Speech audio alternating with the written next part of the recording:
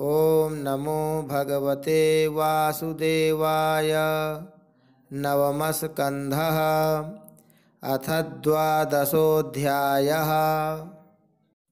श्रीशुक उवाच कुशस्य चातिथिस्तस्मान् निषधस्तत्सुतो नभः पुण्डरीकोऽथ तत्पुत्रः क्षेमधन्वा भवत्ततः देवानीकस्ततो नीहः पारियात्रोऽथ तत्सुतः ततो बलस्थलस्तस्मात् वज्रनाभोर्कसम्भवः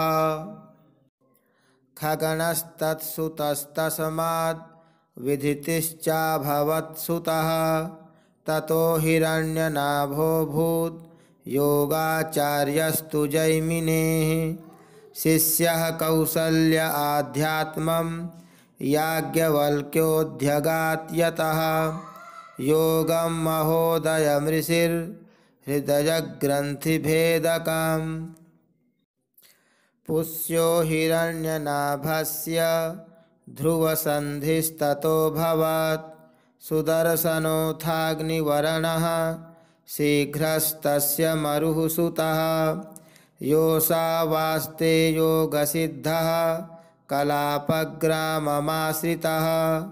कलेरन्ते सूर्यवंशं नष्टं भावयिता पुनः तस्मात् प्रशुश्रुतस्तस्य सन्धिस्तस्याप्यमर्षणः महस्वांस्तत्सुतस्तस्मात् विश्वसाह्वोऽन्वजायत ततः प्रसेनजित्तस्मात् तक्षको भविता पुनः ततो बृहद्बलो यस्तु पित्रा ते समरे हतः एते हि इक्ष्वाकुभूपाला अतीताः शृण्वनागतान् बृहद्बलस्य भविता पुत्रो नाम बृहद्रणः उरुक्रियस्ततस्तस्य वत्सवृद्धो भविष्यति प्रतिव्योमस्ततो भानुर्दिवाको वाहिनीपतिः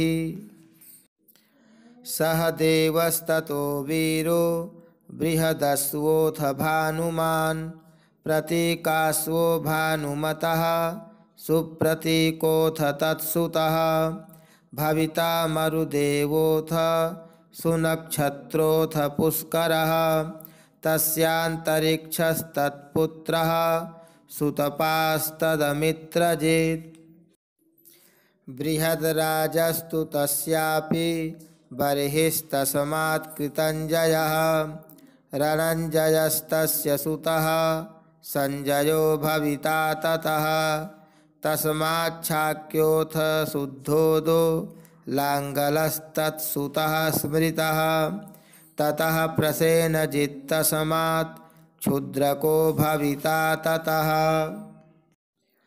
रणको भविता तस्मात् सुरथस्तनयस्ततः सुमित्रो नाम निष्ठान्त एते बार्हद्बलान्वयाः इक्ष्वाकुणामयं वंशः सुमित्रान्तो भविष्यति यतस्तं प्राप्य राजानं संस्थां प्राप्स्यति वै कलौ। ओम जय जय श्रीमद्भागवते महापुराणे पारमहंस्यां संहितायां नवमस्कन्धे इक्ष्वाकुवंशवर्णनं नाम द्वादशोऽध्यायः। श्रीकृष्णार्पणमस्तु।